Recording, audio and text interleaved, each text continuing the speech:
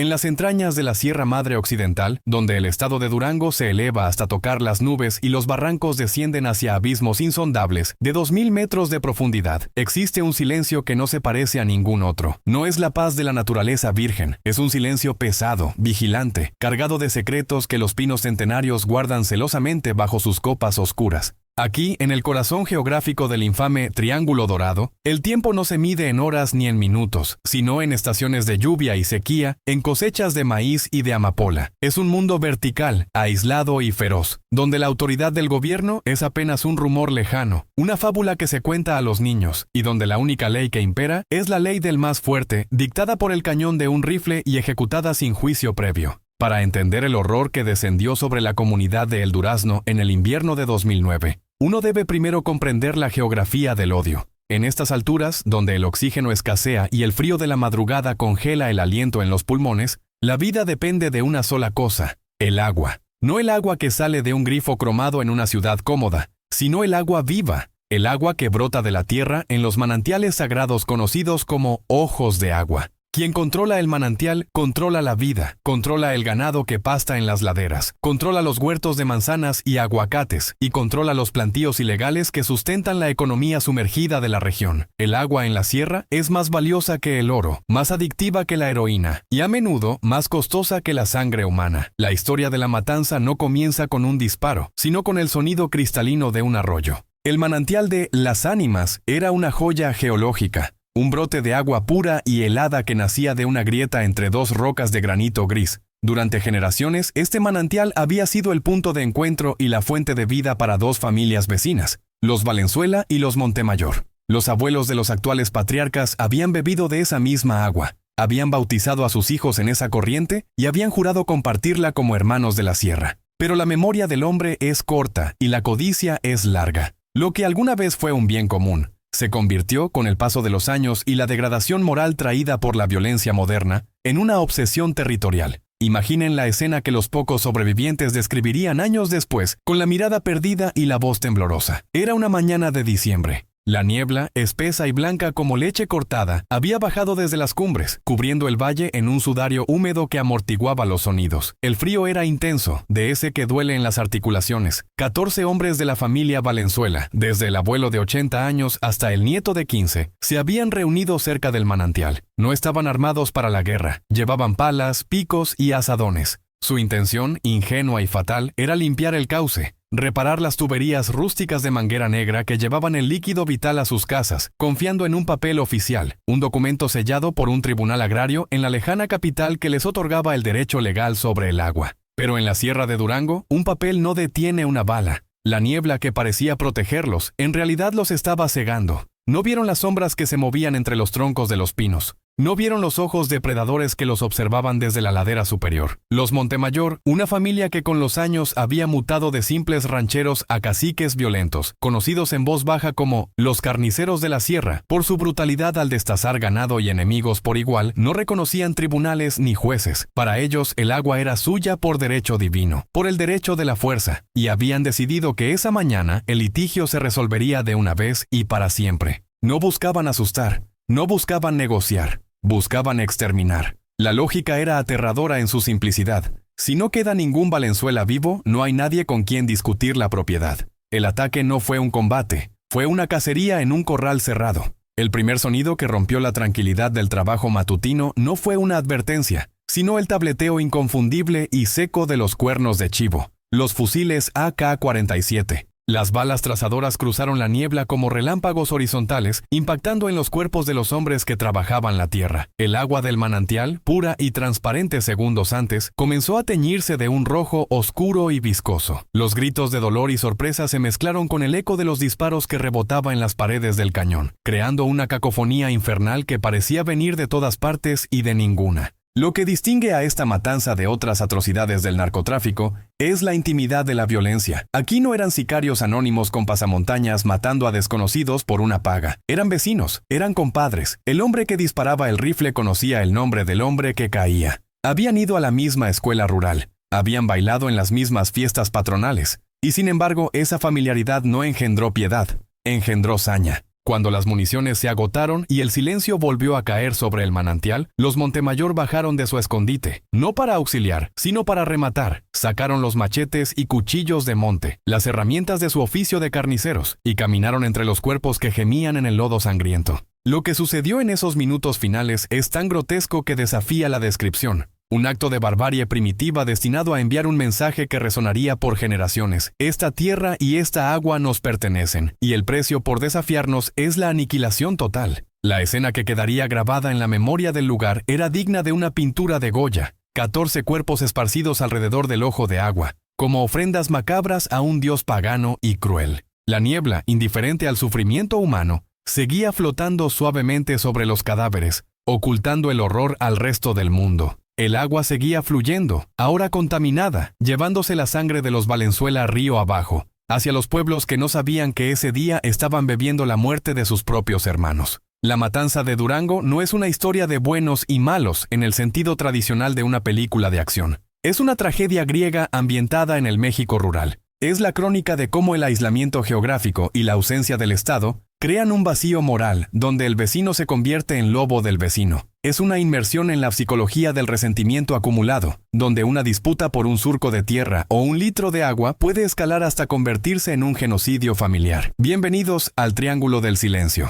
Bienvenidos a la tierra donde los pinos susurran nombres de muertos y donde la niebla nunca se levanta lo suficiente como para dejar ver la verdad. Aquí, en la soledad abrumadora de la sierra, descubriremos que el monstruo más aterrador no es el narcotraficante millonario que sale en las noticias, sino el granjero que vive al lado, el hombre que te saluda por las mañanas mientras afila su cuchillo, esperando el momento exacto para reclamar lo que cree que es suyo. Esta es la historia de cómo un manantial de vida se convirtió en una fosa común, y de cómo una comunidad entera fue borrada del mapa por el pecado de tener sed. Para comprender la anatomía de una masacre en Durango, primero hay que sentir el vértigo. Hay que pararse al borde de un acantilado en el Espinazo del Diablo, mirar hacia abajo hacia un mar de nubes grises y entender que, en este lugar, la civilización es solo una idea abstracta que se desvanece con la altitud.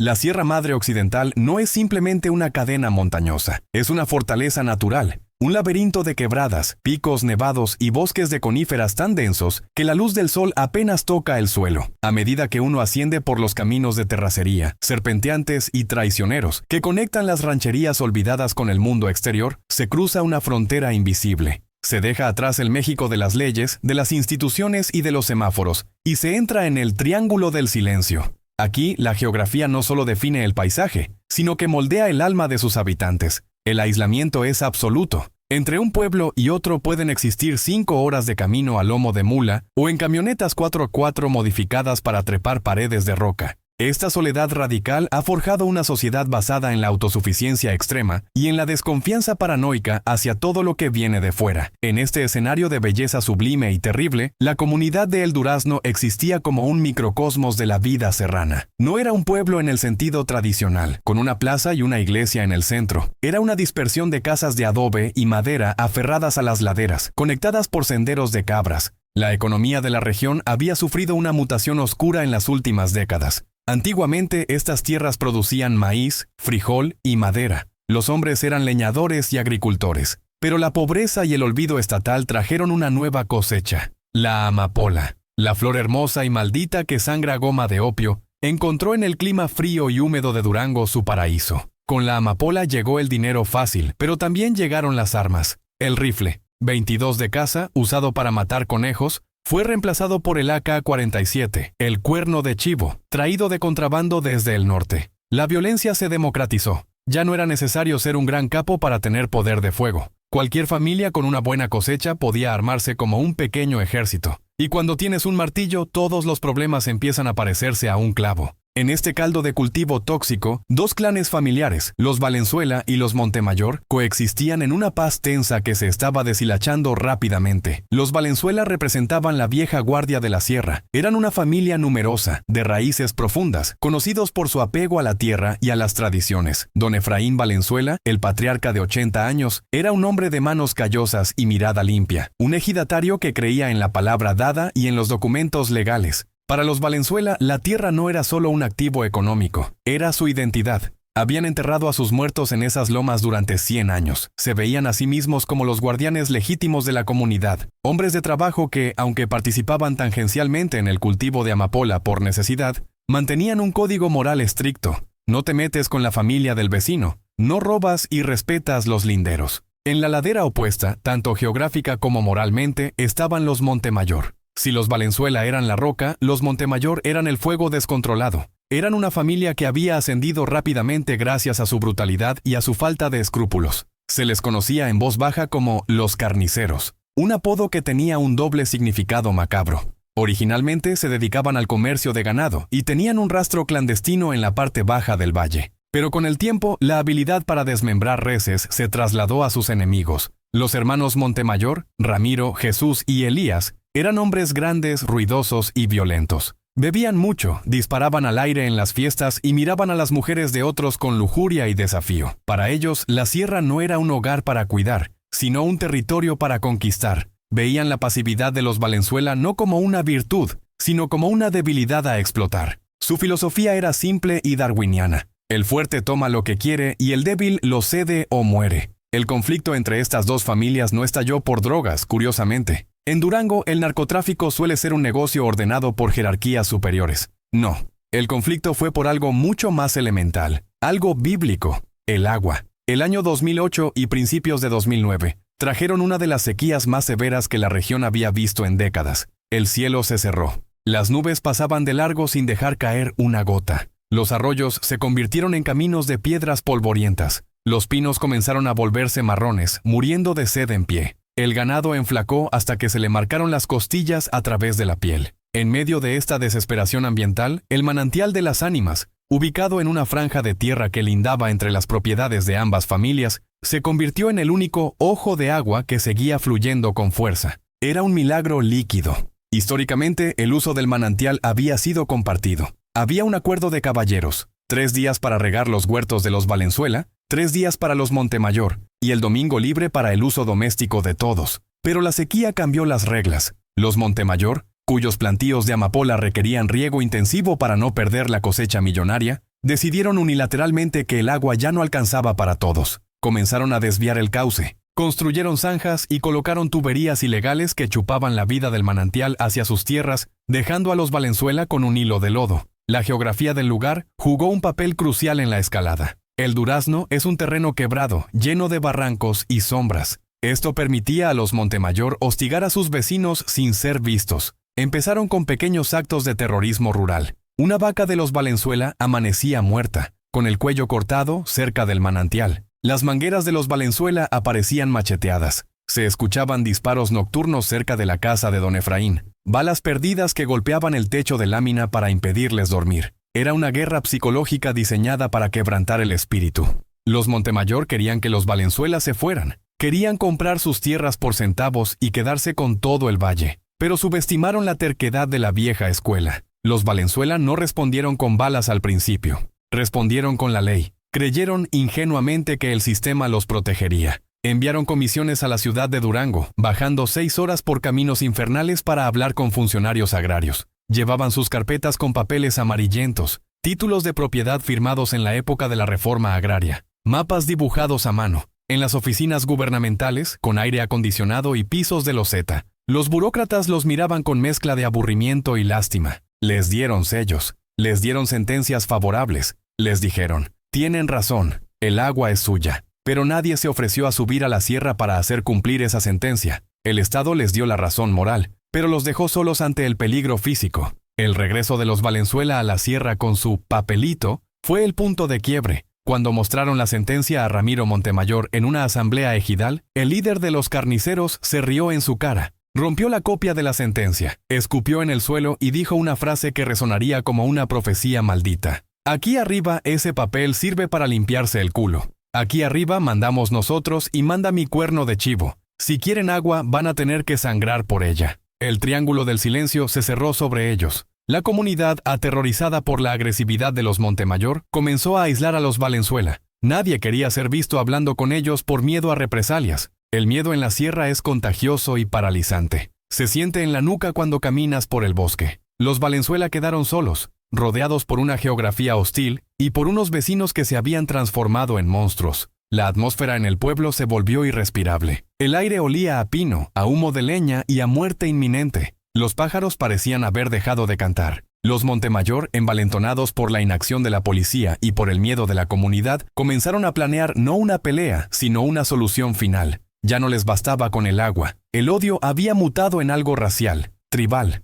Veían a los Valenzuela como una plaga que debía ser erradicada. La envidia jugaba un papel fundamental. Envidiaban la dignidad de don Efraín. Envidiaban la unidad de esa familia. Envidiaban que, a pesar de todo, los Valenzuela seguían allí, de pie, negándose a vender. El escenario estaba listo para la tragedia. Un escenario de montañas majestuosas que empequeñecen el drama humano, de neblina que oculta las intenciones y de caminos bloqueados que impiden la huida. Durango, con su belleza fría y distante, se convirtió en una prisión de paredes de piedra. Los Valenzuela, aferrados a su derecho y a su tierra, no sabían que estaban viviendo sus últimos días. Creían que estaban en una disputa legal, cuando en realidad estaban en la antesala de un matadero. Los carniceros afilaban sus cuchillos y limpiaban sus armas, esperando el momento perfecto, esperando que la niebla bajara lo suficiente para cubrir sus huellas. El agua del manantial seguía fluyendo, inocente y pura, sin saber que pronto su cauce serviría para lavar los pecados de una guerra entre hermanos. En la sierra, el silencio antes de la tormenta no es paz, es la respiración contenida del diablo. La sequía que azotó la Sierra Madre Occidental a mediados del año 2009 no fue simplemente un fenómeno meteorológico, fue el catalizador de una maldición bíblica. En las alturas de Durango, donde la vida pende siempre de un hilo frágil, la ausencia de lluvia transforma el paraíso en un purgatorio de polvo y desesperación. El cielo, normalmente de un azul profundo y limpio, se tornó de un blanco lechoso, cegador, una bóveda de calor seco que absorbía la humedad de la tierra como una esponja gigante. Los pinos, esos gigantes verdes que habían resistido tormentas y nevadas durante siglos, comenzaron a soltar sus agujas, creando una alfombra crujiente y marrón que anunciaba el riesgo inminente de incendios. Pero el sufrimiento más visible, el que rompía el corazón de los hombres de campo como don Efraín Valenzuela, era el del ganado. Las vacas, con las costillas marcadas como arcos en un edificio gótico, deambulaban como espectros buscando pasto donde solo había tierra calcinada, mugiendo con una debilidad que sonaba a llanto. En medio de este escenario apocalíptico, el manantial de las ánimas dejó de ser un recurso para convertirse en un objeto de culto fanático. Su caudal había disminuido, sí, pero seguía fluyendo, fría y constante, una arteria de vida en un cuerpo moribundo. Para los Montemayor, esa agua significaba dinero. Era la única forma de mantener vivos sus plantíos de amapola, ocultos en las quebradas más profundas. Para los Valenzuela, esa agua significaba supervivencia. Era lo único que mantenía a sus animales en pie y a sus familias hidratadas. La tensión que hasta entonces se había manifestado en miradas torvas y silencios incómodos, se rompió finalmente cuando Ramiro Montemayor, el líder del clan rival, ordenó a sus hombres romper las tuberías de los Valenzuela y desviar el 100% del flujo hacia sus tierras. Fue un acto de guerra, pero don Efraín Valenzuela, un hombre de 75 años criado en los valores del agrarismo revolucionario, se negó a responder con violencia. No somos salvajes, les dijo a sus hijos y nietos, que ya acariciaban las culatas de sus viejos rifles de caza. Vamos a hacerlo como Dios manda. Vamos a ir a la ley. Don Efraín creía fervientemente en el Estado de Derecho. Creía que México era un país de instituciones. Creía que un documento firmado por un juez tenía más peso que un machete. Fue su fe más noble y su error más trágico.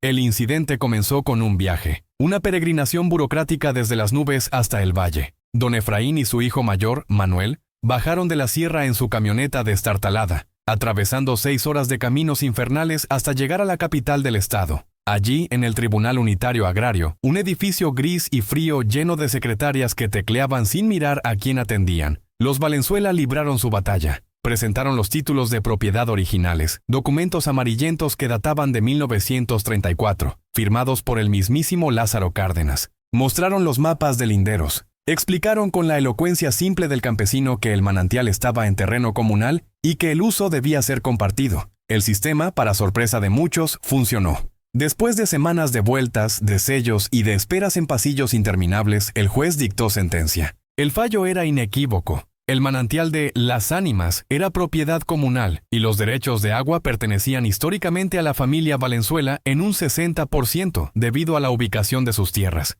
Se ordenaba a los Montemayor cesar inmediatamente el desvío del cauce y reparar las tuberías dañadas. Don Efraín salió del tribunal con la sentencia en la mano, una hoja de papel bond con el escudo nacional en marca de agua y una firma garabateada en tinta azul. Lloró de emoción. Apretó ese papel contra su pecho como si fuera un escudo sagrado. «Ya ganamos, hijos», dijo por teléfono. «La ley nos dio la razón». El regreso a la sierra fue triunfal en el corazón de don Efraín, pero ominoso en la realidad. Al llegar a El Durazno, convocó a una reunión en el límite de las propiedades, justo donde el alambre de púas separaba los mundos. Ramiro Montemayor llegó acompañado de sus hermanos, Jesús y Elías. No traían abogados, traían fusiles AK-47 cruzados sobre el pecho y pistolas escuadra en el cinto. Miraban a los Valenzuela con una mezcla de burla y desprecio, como el lobo mira a la oveja que intenta dialogar. «Buenas tardes, Ramiro», dijo don Efraín extendiendo la hoja de la sentencia con mano firme. «Fuimos a Durango. El juez ya decidió. Aquí está el papel. El agua es de todos, pero nos toca la mayoría. Tienen que quitar sus tomas clandestinas». Ramiro Montemayor, un hombre con la cara picada de viruela y ojos vacíos de cualquier empatía, tomó la hoja. La leyó despacio, moviendo los labios, fingiendo interés. Luego soltó una carcajada seca que resonó en el barranco. «¿Un juez, Efraín?», preguntó Ramiro mirando al viejo a los ojos. «¿Un juez de escritorio que nunca se ha ensuciado las botas de lodo? ¿Ese es tu gran poder?». Ramiro escupió una flema verde sobre el escudo nacional del documento. Luego arrugó el papel con lentitud deliberada y lo tiró al suelo, pisándolo con su bota llena de estiércol. «Mira lo que hago con tu ley, viejo estúpido», gruñó Ramiro, acercándose hasta que su aliento a alcohol golpeó la cara de don Efraín. «Aquí arriba no hay jueces, aquí arriba la única ley es la que sale de este cañón. El agua es mía, la tierra es mía, y si vuelves a molestarme con tus papelitos, voy a usar ese papel para prenderle fuego a tu casa con ustedes adentro». Los hijos de Efraín hicieron el ademán de defender a su padre, pero el sonido metálico de los cerrojos de los AK-47 cargándose los detuvo en seco. Estaban superados en armas, en brutalidad y en número.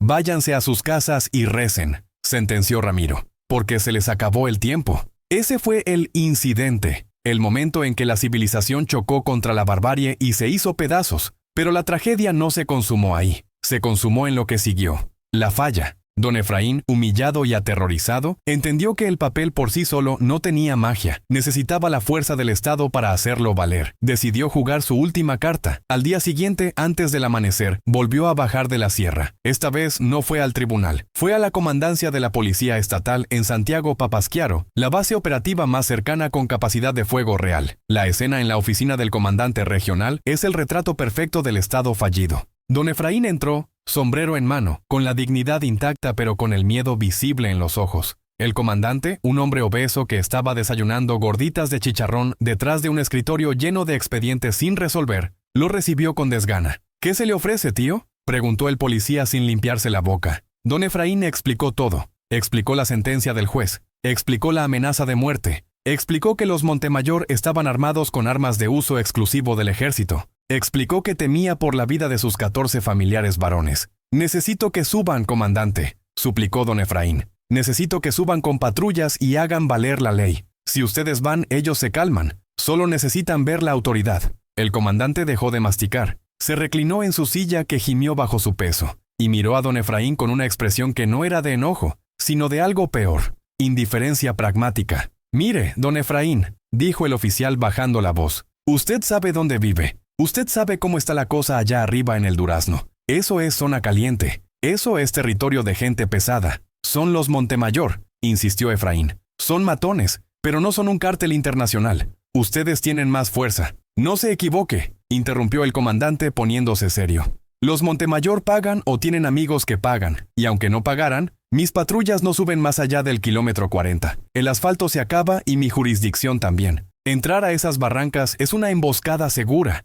No voy a arriesgar a mis muchachos por un pleito de lavadero entre vecinos. Es un pleito de muerte», gritó don Efraín, golpeando el escritorio. «Tengo una orden judicial. Pues llévesela a Dios, a ver si él le hace caso», respondió el comandante, levantándose para indicar que la reunión había terminado. «Mi consejo, viejo, agarre a su familia y váyase. Deje el rancho, deje el agua, la vida vale más. Si se queda, no nos llame cuando empiecen los tiros, porque no vamos a subir, ni por los vivos ni por los muertos». La falla fue absoluta. En ese momento, en esa oficina gris que olía a café barato y corrupción, el Estado mexicano firmó la sentencia de muerte de 14 personas. No fue por falta de recursos, había helicópteros, había fuerzas especiales, fue por falta de voluntad. Fue la admisión tácita de que hay territorios en el mapa nacional donde la república no existe, donde la soberanía se ha cedido a los señores de la guerra locales. El comandante no era solo un cobarde, era un notario de la realidad. Estaba certificando que en la Sierra de Durango el ciudadano está solo. El viaje de regreso de don Efraín a su casa fue el viaje de un hombre que asiste a su propio funeral. Mientras la camioneta subía las curvas cerradas, viendo cómo la vegetación cambiaba de los matorrales secos a los pinos majestuosos, Efraín sintió un frío que no venía del aire de la montaña. Era el frío de la orfandad.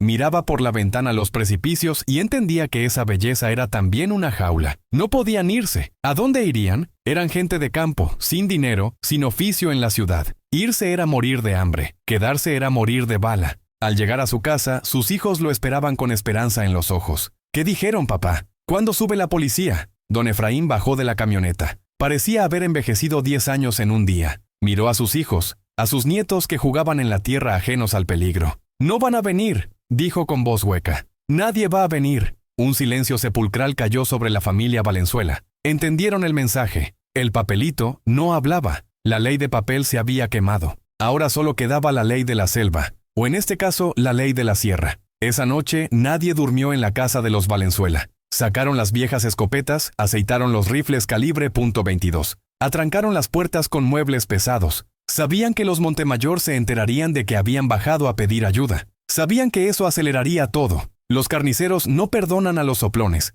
y pedir ayuda a la policía es el pecado capital en el Código Criminal. La atmósfera en el valle cambió. Los perros aullaban sin razón aparente. El viento traía el olor a humo de leña, pero también una electricidad estática, una tensión vibrante. Al otro lado del valle, en el rancho de los Montemayor, la escena era muy diferente. Ramiro estaba sentado en su porche, limpiando su cuerno de chivo con un trapo aceitoso. Había recibido una llamada, probablemente del mismo comandante o de un halcón en la comandancia, informándole que el viejo Efraín había ido a llorar con la policía y que lo habían mandado al diablo. Ramiro sonrió. Era la confirmación que necesitaba. Tenía luz verde. El Estado le había dado permiso por omisión. «Mañana», dijo Ramiro a sus hermanos que bebían cerveza a su lado. «Mañana acabamos con esto. Vamos a convocar a una faena. Vamos a decirles que queremos hablar, que queremos arreglar lo del agua por las buenas, que vengan al manantial». «¿Y si no vienen?», preguntó Elías. «Van a venir», aseguró Ramiro. «El viejo Efraín es un hombre de fe. Todavía cree que se puede hablar. Es su debilidad. La trampa estaba puesta. El incidente legal había fallado. El sistema de justicia había fallado. Ahora, solo quedaba el escenario final. La ley de papel había sido derrotada por la realidad de plomo y sangre de Durango. Los Valenzuela, buenas personas atrapadas en un mal lugar, se preparaban para defender su vida con herramientas de labranza y oraciones, sin saber que sus vecinos ya habían decidido no solo matarlos, sino borrarlos de la faz de la tierra. La noche cayó sobre el Triángulo del Silencio, densa y sin estrellas, cubriendo el valle como la tapa de un ataúd antes de ser cerrada para siempre. La noche previa a la matanza, el silencio en el rancho de los Montemayor no era de descanso, sino de industria macabra. Si uno hubiera podido acercarse sigilosamente a la ventana de la bodega principal, habría visto una escena que parecía sacada de un ritual antiguo y oscuro. No había música de banda, ni gritos de borrachera, ni la fanfarria habitual de los narcos celebrando por adelantado. Había concentración. Bajo la luz amarillenta de una bombilla desnuda que colgaba de un cable, los tres hermanos Montemayor, Ramiro, Jesús y Elías, junto con sus hijos mayores y un par de peones de confianza que habían reclutado para el trabajo, estaban preparando las herramientas. Sobre la mesa de madera rústica, manchada de aceite y grasa, descansaba el arsenal moderno: 4 rifles AK-47, cuerno de chivo con culatas de madera, 2 AR-15 tácticos y varias pistolas escuadra calibre .9 mm y .45. Limpiaban los mecanismos con devoción, aceitando los resortes y llenando los cargadores curvos, bananas, con munición 7.62, 39 mm. El sonido metálico de los cartuchos entrando en el cargador, clic, clic, clic, era el único ritmo que marcaba el paso de las horas. Pero lo que realmente helaba la sangre, lo que daba a esta preparación su carácter de pesadilla gótica, no eran las armas de fuego, eran los cuchillos. En un rincón del taller, Elías Montemayor, el hermano menor y quizás el más sádico del clan, estaba sentado frente a una piedra de afilar de pedal. El sonido era agudo y constante. Shk, shk, shk. Estaba afilando machetes de campo y cuchillos de carnicero, hojas largas y curvas diseñadas para desollar reses, para separar la carne del hueso con un solo movimiento fluido. La familia no había olvidado su antiguo oficio. Sabían que las balas matan, pero el acero envía un mensaje. Sabían que para reclamar la tierra de manera definitiva no bastaba con eliminar al enemigo, había que deshumanizarlo, había que reducirlo a carne. De ahí el nombre que se susurraba en la sierra, los cuchillos largos. La decisión táctica de llevar armas blancas no era por falta de munición, era una elección estética de la crueldad. Querían que los Valenzuela sintieran el filo, querían que la muerte fuera personal, íntima, sucia. Ramiro, el cerebro detrás de la operación, repasaba el plan con la frialdad de un general en campaña. No iba a hacer un asalto frontal a la casa de los Valenzuela. Eso implicaba riesgos. Las casas de adobe son resistentes y los Valenzuela, aunque menos armados, podían atrincherarse y devolver el fuego, quizás matando a uno de los suyos. No, Ramiro quería un exterminio limpio, sin bajas propias. Necesitaba sacarlos a campo abierto. Necesitaba una trampa. El viejo Efraín es orgulloso, dijo Ramiro, encendiendo un cigarrillo y mirando el mapa del ejido dibujado en una servilleta. Y es pendejo, cree en la palabra, cree que se puede arreglar hablando. Decidieron usar esa virtud en su contra. Enviaron a un mensajero, un niño de 12 años, sobrino lejano de ambas familias, con un recado verbal. El niño, inocente del horror que portaba en sus palabras, cruzó el valle al atardecer y tocó la puerta de los Valenzuela. La escena en la casa de don Efraín cuando llegó el mensaje fue de una tensión shakespeariana. El niño repitió el recado de memoria. Dice mi tío Ramiro que mañana a las 7 de la mañana los esperan en el Ojo de Agua. Que vayan todos los hombres para hacer una faena y arreglar las tuberías juntos. Que ya le bajen al pleito, que quieren hablar y repartir el agua como antes. El niño se fue corriendo, perdiéndose en la oscuridad que ya caía sobre los pinos. Dentro de la casa, la familia Valenzuela se fracturó en un debate de vida o muerte. Es una trampa, papá, dijo Manuel, el hijo mayor, con los ojos llenos de miedo y rabia. No podemos ir. Ramiro nos amenazó de muerte ayer. ¿Ahora quiere arreglar tuberías? Nos quieren matar a todos juntos. Don Efraín, sentado en su sillón de mimbre junto a la estufa de leña, miraba el fuego con una expresión indescifrable. Sabía que Manuel tenía razón. Su instinto le gritaba que era una emboscada. Pero su lógica de patriarca rural le presentaba un dilema sin salida. Si no vamos, Manuel, dijo el viejo con voz cansada, van a decir que nos rajamos. Van a decir que tenemos miedo. Y si mostramos miedo, van a venir aquí, a la casa. Van a venir por las mujeres, por los niños. Nos van a cazar uno por uno en los caminos. Pero ir allá es suicidio, insistió otro de los hijos. El Ojo de Agua es una hondonada. Si se ponen arriba, nos fusilan. Vamos a ir, sentenció don Efraín, poniéndose de pie. Pero no vamos a ir como borregos. Vamos a llevar las herramientas para trabajar, porque eso es lo que somos, hombres de trabajo. Pero vamos a llevar los fierros escondidos. Si ellos quieren hablar, hablamos. Si quieren traicionar, pues que Dios nos agarre confesados. Pero nos llevamos a unos cuantos por delante. Era una decisión fatalista, nacida de la falta de opciones. En la sierra, el honor y la supervivencia están tan entrelazados que a veces se confunden. Quedarse encerrados era morir de hambre y miedo. Salir a enfrentar el destino era, al menos, morir de pie. Esa noche fue la más larga en la historia de El Durazno. En la casa de los Valenzuela, las mujeres prepararon café y gorditas de maíz, pero nadie comió. Rezaban el rosario en la habitación contigua, un murmullo constante de Ave Marías,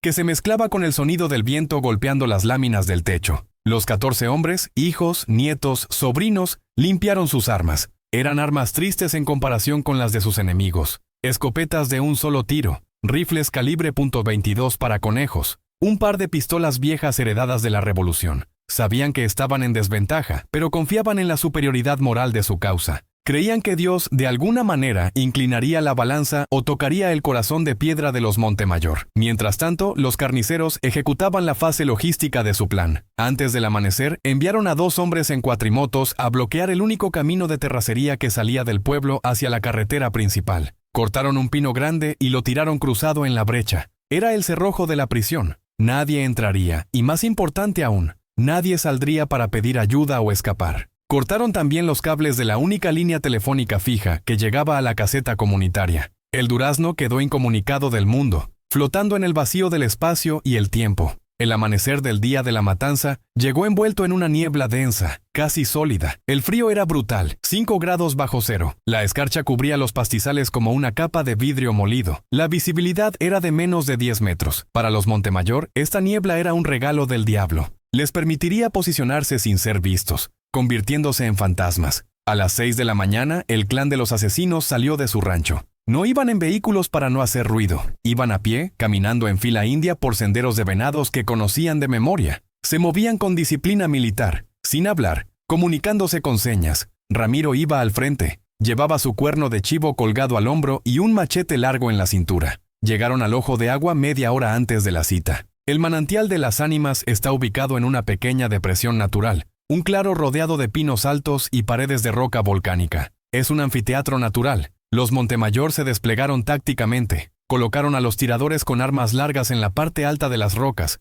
ocultos entre los helechos y la bruma. Ramiro y sus hermanos se quedaron abajo, cerca del agua, pero escondidos detrás de unos robles gruesos. La trampa estaba lista. Era un cajón de muerte. Una vez que los Valenzuela entraran en el claro, estarían rodeados por 3 lados, con el agua a sus espaldas bloqueando la retirada. A las 6:45, la procesión de los Valenzuela salió de su casa. Eran 14 hombres. Don Efraín iba a la cabeza, caminando con dificultad por el reumatismo, apoyado en un bastón de madera. Llevaba su sombrero bien puesto y una chamarra gruesa de lana. Debajo de la chamarra tenía fajada su vieja Colt 38 Super. Detrás de él iban sus hijos y nietos. El más joven, Paquito, tenía apenas 15 años. Llevaba una pala al hombro, orgulloso de ser considerado un hombre e ir a la faena con su abuelo. Las mujeres salieron al porche para verlos partir. No hubo despedidas largas, solo bendiciones al aire y miradas angustiadas. Vieron cómo las siluetas de sus hombres se desvanecían en la niebla blanca, tragados por la montaña. Fue la última vez que los verían con vida. El camino hacia el manantial era de 1 kilómetro. Durante la caminata, el silencio del bosque era absoluto. No cantaban los pájaros, no ladraban los perros. Era como si la naturaleza estuviera conteniendo la respiración, anticipando la profanación que estaba por ocurrir. El sonido de las botas pisando las hojas secas y la grava sonaba estruendoso en la quietud. Don Efraín rezaba en voz baja. Señor, ablanda sus corazones. Señor, permite que arreglemos esto en paz. Pero en su interior, el viejo patriarca sentía el peso de la muerte. Miraba los árboles, buscando sombras, buscando el brillo de un cañón. Pero la niebla lo cubría todo. Era una marcha hacia el cadalso con los ojos vendados. Al llegar al borde del claro del Ojo de Agua, don Efraín se detuvo. Hizo una señal con la mano para que todos pararan. Escuchó. Solo se oía el gorgoteo del agua brotando de la tierra. No se ve nadie, susurró Manuel. Deben estar por llegar, dijo Efraín, queriendo creer su propia mentira. Vamos a empezar a limpiar la zanja. Que vean que venimos a trabajar. Bajaron al claro. Dejaron las palas y los picos en el suelo. Algunos empezaron a mover piedras intentando normalizar la situación, intentando fingir que era un día cualquiera de trabajo comunitario. Pero los pelos de la nuca de todos estaban erizados. Sentían las miradas, sentían la presencia de los depredadores. De repente, el sonido de una rama rota crujió en la ladera derecha. Todos los Valenzuela se giraron al unísono hacia el sonido. De la niebla, como una aparición espectral, surgió la figura de Ramiro Montemayor. No estaba escondido. Caminó hacia el centro del claro, a unos 20 metros de don Efraín. No llevaba herramientas. Llevaba el rifle en las manos, apuntando al suelo, pero con el dedo en el guardamonte. Detrás de él aparecieron sus hermanos, Jesús y Elías. «Buenos días, vecinos», dijo Ramiro, con una sonrisa que no llegaba a sus ojos muertos. Su voz sonaba extrañamente fuerte en la acústica del lugar. «Buenos días, Ramiro», respondió don Efraín, enderezándose, tratando de mantener la dignidad. «¿Vinieron a trabajar?» «Trajimos las palas». Ramiro soltó una risa corta, sin humor. «No, viejo, no venimos a trabajar. Venimos a cobrar». Efraín miró hacia arriba, hacia las rocas. Entre jirones de niebla, vio el brillo negro de un cañón apuntando hacia ellos. Luego vio otro, y otro. Estaban completamente rodeados. Entendió, en ese último segundo de lucidez, la magnitud de su error. Entendió que no había negociación posible. Entendió que había llevado a toda su descendencia masculina al matadero. «Ramiro», empezó a decir Efraín, levantando una mano, tal vez para pedir clemencia, tal vez para bendecirlo. «Por el amor de Dios, hay niños aquí». «Dios no vive en esta sierra, Efraín», contestó Ramiro, levantando el cañón de su AK-47. «Aquí solo vivimos nosotros». Elías, el de los cuchillos, desenvainó su machete y golpeó la hoja contra su pierna. El sonido metálico fue la señal. La preparación había terminado. Los cuchillos largos estaban listos. La trampa se había cerrado con un clic perfecto y mortal. En el segundo de silencio que siguió a las palabras de Ramiro, los Valenzuela se miraron entre sí, despidiéndose con los ojos. Paquito, el de 15 años, soltó la pala y empezó a temblar. Entonces Ramiro apretó el gatillo. El primer disparo sonó seco y definitivo, iniciando la carnicería que mancharía para siempre la historia de Durango. El primer disparo de Ramiro Montemayor no sonó como un trueno, sonó como una ruptura en la realidad. La bala de calibre 7.639 milímetros golpeó a don Efraín Valenzuela en el pecho, justo debajo de la clavícula, con una fuerza cinética que levantó al anciano del suelo y lo arrojó hacia atrás, sobre el lodo húmedo del manantial que había venido a defender. En el microsegundo que siguió a ese impacto, el tiempo en El Durazno pareció detenerse. Los 13 hombres restantes de la familia Valenzuela vieron caer a su patriarca con una lentitud de pesadilla, viendo cómo su sombrero rodaba por la hierba escarchada. Y entonces el infierno se abrió desde las alturas. Como si el disparo de Ramiro hubiera sido la señal para que el cielo se derrumbara, los tiradores ocultos en las crestas de roca volcánica abrieron fuego simultáneamente. El sonido fue ensordecedor. Una cacofonía de metal percutido que rebotaba en las paredes del cañón, amplificándose hasta convertirse en un rugido físico que vibraba en los dientes y en los huesos. La niebla, que hasta entonces había sido un manto suave y silencioso, se iluminó con los destellos de las bocas de fuego de los rifles automáticos. Las balas trazadoras rasgaron la bruma blanca como látigos de luz roja, cruzando el aire en todas direcciones, creando una jaula de plomo de la que era imposible escapar. Los Valenzuela, atrapados en la hondonada, reaccionaron con el pánico primario de los animales en el matadero. No había cobertura, no había trincheras. Solo había árboles delgados y rocas musgosas que se astillaban bajo el impacto de la munición perforante. Manuel, el hijo mayor, gritó una orden que nadie pudo escuchar. ¡Al suelo! ¡Cúbrense! Él mismo se lanzó hacia el cuerpo de su padre, intentando arrastrarlo detrás de un tronco caído, pero una ráfaga le destrozó las piernas antes de que pudiera llegar. Cayó gritando, sintiendo cómo el hueso y el músculo se convertían en pulpa caliente. El enfrentamiento, si es que se le puede llamar así, fue patéticamente desigual. Algunos de los nietos de Efraín intentaron responder. Levantaron sus viejas escopetas de caza y dispararon a ciegas hacia las sombras en la niebla. ¡Pum! Y luego el silencio mientras intentaban recargar cartuchos oxidados con manos temblorosas. ¡Pif! El sonido ridículo de un rifle calibre .22 contra el estruendo de los AK-47. Sus balas golpeaban las rocas lejos de los asesinos inofensivas. Los Montemayor, desde sus posiciones elevadas y seguras, disparaban con impunidad, barriendo el claro de izquierda a derecha, metódicamente, como quien riega un jardín con veneno. La escena en el claro se convirtió en un cuadro de horror gótico. La niebla se mezcló con el humo acre de la pólvora quemada y con una neblina rosada, más densa y pesada. La sangre atomizada de 14 hombres. El olor era insoportable, una mezcla de cobre, excremento. El cuerpo se relaja al morir, y tierra mojada. Los cuerpos caían uno tras otro en posturas grotescas, retorciéndose en el barro. Paquito, el niño de 15 años, fue el último en caer. Había logrado esconderse detrás de la bomba de agua de concreto. Estaba ovillado en posición fetal, llorando, con las manos tapándose los oídos, gritando «mamá», en un susurro que se perdía en el estruendo. Ramiro lo vio. No sintió lástima, sintió la necesidad de completar el trabajo. Hizo una seña a su hermano Elías. Elías ajustó la mira y disparó a través del concreto podrido. La bala atravesó la estructura y alcanzó al muchacho en el costado. Paquito salió rodando de su escondite, herido, intentando gatear hacia el arroyo, dejando un rastro rojo brillante en la escarcha blanca. Una segunda bala le dio en la espalda y dejó de moverse. El tiroteo duró menos de 5 minutos, pero pareció durar un siglo. De repente, una voz ronca gritó desde arriba: «¡Alto al fuego! ¡Alto!». El silencio regresó al manantial de las ánimas, pero no era el silencio de la paz. Era un silencio pesado, vibrante, roto solo por los gemidos agónicos de los heridos y el sonido del agua que seguía fluyendo, indiferente a la masacre, comenzando a teñirse de rojo en su cauce hacia el valle. Los Montemayor esperaron un minuto, observando a través de la niebla para asegurarse de que nadie estuviera en condiciones de disparar. Al no ver resistencia, comenzaron a bajar de las rocas. Aquí comenzó la verdadera fase de los carniceros. Si el tiroteo había sido un acto de guerra, lo que siguió fue un acto de carnicería ritual. Ramiro, Jesús y Elías caminaron hacia el centro del claro. Ya no apuntaban con los rifles, los llevaban colgados a la espalda. En sus manos brillaban los machetes y los cuchillos de desollar que habían afilado la noche anterior. El sonido de sus botas chapoteando en el lodo sangriento era obsceno. Caminaron entre los cuerpos. No revisaban el pulso, revisaban el movimiento. «Este todavía respira», dijo Jesús, señalando a uno de los sobrinos de Efraín que boqueaba aire con un pulmón perforado, mirando al cielo con ojos vidriosos de terror. Elías se acercó. No usó una bala. Se agachó. Agarró al hombre por el cabello y pasó el cuchillo por su garganta con un movimiento rápido y experto, el mismo movimiento que usaba para sacrificar chivos. La sangre brotó a borbotones, caliente, manchando las botas del asesino. El cuerpo tuvo un último espasmo y se quedó quieto.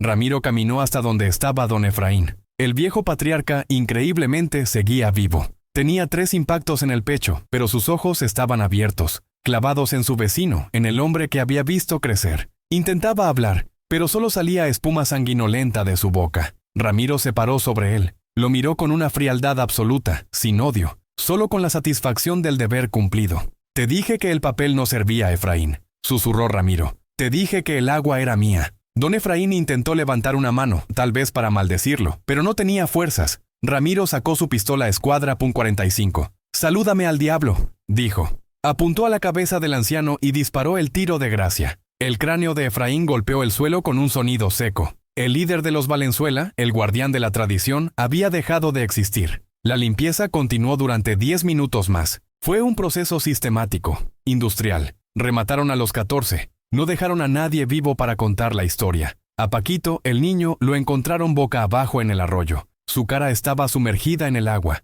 Elías lo volteó con el pie. Vio que ya estaba muerto, ahogado en su propia sangre y en el agua que su familia había intentado proteger. Aún así, le dio un machetazo en el pecho, por si las dudas, y para marcar el cuerpo con la firma de la casa. Cuando terminaron, los 3 hermanos y sus cómplices se reunieron en el centro del claro, rodeados por el círculo de cadáveres. Estaban manchados de sangre hasta los codos. El olor metálico era tan fuerte que uno de los peones más jóvenes vomitó detrás de un árbol. Pero los Montemayor no se inmutaron. Sacaron una botella de mezcal que traían en la mochila. Ramiro le dio un trago largo, se limpió la boca con el dorso de la mano ensangrentada y pasó la botella. «Se acabó el problema del agua», dijo Ramiro mirando el manantial. El agua del ojo de agua efectivamente fluía con fuerza, pero ya no era transparente. El arroyo se había convertido en un río de sangre que bajaba por la quebrada, llevando el mensaje de la matanza hacia las casas de las viudas que esperaban abajo. Antes de irse, Ramiro hizo algo que definiría la leyenda negra de este evento.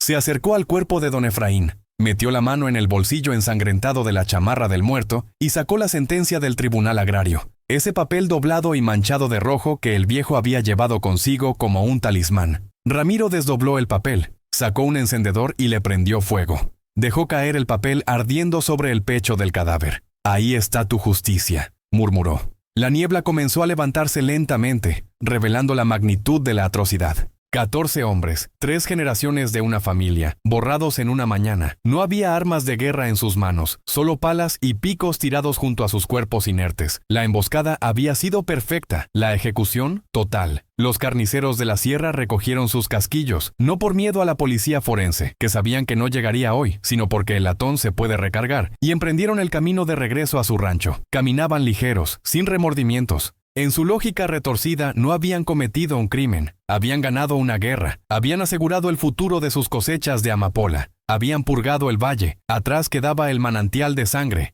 El sonido del agua gorgoteando se mezclaba ahora con el zumbido de las primeras moscas que llegaban al festín. El sol intentaba romper las nubes, iluminando una escena que parecía un sacrificio azteca trasplantado al siglo XXI. La naturaleza, en su inmensa indiferencia, seguía su curso. Los pinos seguían meciéndose con el viento. Y el agua, esa agua maldita por la que habían muerto 14 hombres, seguía su camino hacia abajo, fría, roja y eterna. El clímax había terminado, pero el horror apenas comenzaba a descender hacia el pueblo fantasma que esperaba en el valle. La noticia de la masacre no llegó al caserío de El Durazno a través de una llamada telefónica, porque los cables habían sido cortados. No llegó a través de un grito, porque la distancia y el viento se tragaron el estruendo de los fusiles. La noticia llegó a través del agua. Hacia las 9 de la mañana, 2 horas después del último disparo, las mujeres de la familia Valenzuela, que esperaban ansiosas lavando ropa en la parte baja del arroyo, notaron un cambio en la corriente. El agua, siempre cristalina y helada, comenzó a traer espuma rosada. Luego, el color se intensificó. Se volvió de un rojo oscuro, cobrizo, denso. El arroyo traía consigo jirones de ropa, un sombrero que flotaba a la deriva y el olor inconfundible de la muerte. Fue un mensaje hidrológico, una carta escrita con la sangre de sus esposos e hijos, que la montaña les enviaba río abajo. El grito colectivo de las viudas rompió el silencio del valle, un lamento que heló la sangre de los pocos animales que quedaban. Sin esperar a la policía, sin esperar a nadie porque sabían que estaban solas en el universo, las mujeres comenzaron a subir la ladera. Subieron corriendo, tropezando, con el corazón en la boca, guiadas por el rastro rojo del agua. Lo que encontraron al llegar al manantial de las ánimas fue una escena que destruiría su cordura para siempre. La niebla ya se había levantado por completo, dejando expuesta la carnicería bajo la luz cruda del sol de invierno. Sus hombres, los 14 pilares de su existencia, desde el abuelo Efraín hasta el pequeño Paquito, yacían masacrados, desmembrados y quemados por el odio vecinal. No había hombres vivos para consolarlas, no había nadie para ayudar a cargar los cuerpos. En ese claro del bosque, la demografía de la familia Valenzuela había sido amputada de raíz. Solo quedaban mujeres, niñas y bebés. El terror que se apoderó de ellas no fue paralizante, fue motor.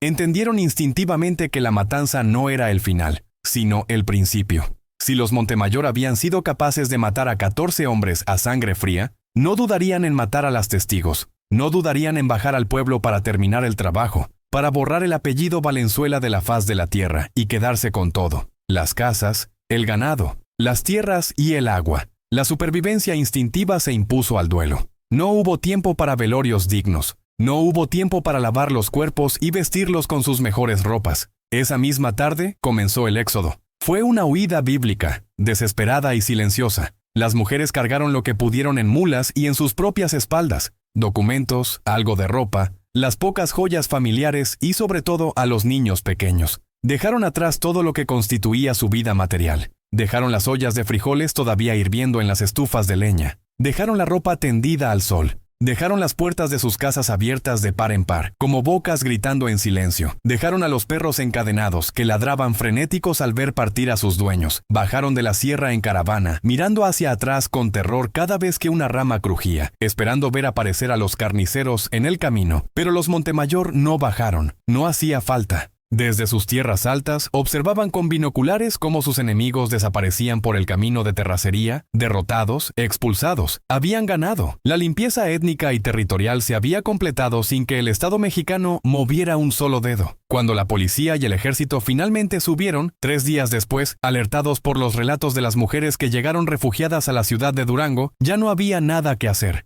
Encontraron los cuerpos en el manantial, ya reclamados por la fauna carroñera. Encontraron el pueblo vacío. Los peritos, hombres endurecidos por la violencia del narco, caminaron por las calles de tierra de El Durazno, con una sensación de inquietud profunda. Entraron a las casas abandonadas, vieron las mesas puestas con platos de comida podrida, vieron juguetes tirados en el suelo, vieron calendarios marcados en el día de la matanza. Era un pueblo fantasma instantáneo, una Pompeya rural donde la lava no había sido un volcán, sino la pólvora y la codicia. La justicia, como era de esperarse en el Triángulo del Silencio, fue una farsa. Se abrieron carpetas de investigación. Se emitieron órdenes de aprehensión contra Ramiro, Jesús y Elías Montemayor, pero nadie subió a ejecutarlas. El comandante de la zona argumentó que el terreno era inaccesible y que no tenía personal suficiente para una operación de tal magnitud. La verdad era más simple y oscura. Los Montemayor habían pagado. O tal vez simplemente daban demasiado miedo. La carpeta de investigación se fue al fondo de un archivo metálico, cubierta de polvo, olvidada por todos menos por las viudas que ahora vivían en la miseria, en los cinturones de pobreza de la ciudad, vendiendo dulces en los semáforos, con la mirada vacía de quien ha visto el infierno. Hoy, más de una década después, el Durazno sigue ahí, colgado en las montañas de Durango, pero ya no es un lugar humano, es un monumento a la desolación. Si uno se atreve a subir por los caminos que la vegetación ha comenzado a devorar, encontrará un paisaje de tristeza post-apocalíptica. Las casas de adobe de los Valenzuela se están derritiendo bajo la lluvia y el viento, convirtiéndose de nuevo en lodo. Los techos de lámina han volado. Las ventanas rotas parecen ojos negros que miran el vacío. La naturaleza, paciente e implacable, está reclamando lo que es suyo. Enredaderas cubren las paredes donde antes había fotos familiares. Pinos jóvenes crecen en lo que antes eran las salas de estar. ¿Y qué pasó con los vencedores? ¿Qué pasó con los carniceros de la sierra? Aquí yace la ironía final y cruel de esta historia. Los Montemayor se quedaron con todo. Se quedaron con el agua del manantial. Se quedaron con las tierras de los Valenzuela. Expandieron sus cultivos de amapola. Se hicieron ricos localmente hablando. Construyeron una casa grande de cemento y ladrillo, con antena satelital y camionetas nuevas en la puerta. Pero su victoria fue pírrica. Se convirtieron en los reyes de un cementerio. El pueblo murió. Sin los Valenzuela no había quien mantuviera la escuela rural, así que la maestra dejó de subir. Sin comunidad no había fiestas patronales, ni comercio, ni vida social. Los Montemayor se quedaron solos en la inmensidad de la sierra, rodeados de fantasmas. Se volvieron paranoicos. Ramiro, según cuentan los pocos arrieros que pasan por ahí, nunca duerme 2 noches en la misma cama. Vive aterrorizado de que algún día uno de los niños sobrevivientes, que ahora ya será un hombre, regrese por el camino viejo buscando venganza. Vive prisionero en su propia fortaleza, armado hasta los dientes, vigilando el horizonte, dueño absoluto de una tierra maldita que nadie quiere pisar. Dicen los lugareños de las rancherías vecinas que el manantial de las ánimas está embrujado. Dicen que el agua, aunque se ve limpia, tiene un sabor metálico, a sangre vieja. Dicen que por las noches, cuando la niebla baja y cubre el valle, se escuchan los lamentos de los 14 hombres y el llanto del niño Paquito buscando a su madre. Nadie bebe de esa agua, excepto los Montemayor, y tal vez esa sea su verdadera condena, beberse, litro a litro, el recuerdo de sus crímenes, envenenándose lentamente con su propia victoria. La matanza de Durango nos deja una lección brutal sobre la futilidad de la violencia y la importancia sagrada de la comunidad. La tierra, por la que tanto pelearon, por la que mataron y murieron, sigue ahí, indiferente. La montaña no tiene dueño. Nosotros somos pasajeros efímeros. Los Montemayor creyeron que podían poseer el manantial matando a sus vecinos, pero al final el manantial los posee a ellos. Los tiene atados a un lugar de muerte, condenados a vivir en el silencio perpetuo de su culpa. Al caminar hoy entre las ruinas de las casas de los Valenzuela, uno siente el peso aplastante de la ausencia. El viento silba a través de las vigas podridas y suena como un coro de voces perdidas. Es un recordatorio físico de que en México, la impunidad no es solo la falta de castigo legal, es la destrucción del tejido social. Es la creación de agujeros negros en el mapa donde la vida se extingue y solo queda el miedo. Esta historia termina no con un juicio, sino con un paisaje hermoso, verde, imponente, que esconde bajo su superficie los huesos de los justos y la podredumbre moral de los asesinos. El Durazno es ahora un pueblo fantasma, una cicatriz en la Sierra Madre que nunca sanará. Y mientras el sol se pone sobre los barrancos profundos, pintando de rojo las cumbres nevadas, uno no puede evitar pensar que ese color no es un reflejo de la luz, sino el reflejo de la historia, la sangre de la tierra que sigue brotando, silenciosa y eterna, en el triángulo del silencio. Gracias por acompañarnos en este descenso a la oscuridad rural. Si esta historia te ha helado la sangre y te ha hecho reflexionar sobre la fragilidad de la justicia, no olvides suscribirte, porque estas voces, las voces de los pueblos fantasmas, necesitan ser escuchadas para que no desaparezcan del todo en la niebla del olvido. Esto fue La Matanza de Durango. Que descansen en paz los que tuvieron sed de justicia y solo encontraron plomo. Buenas noches.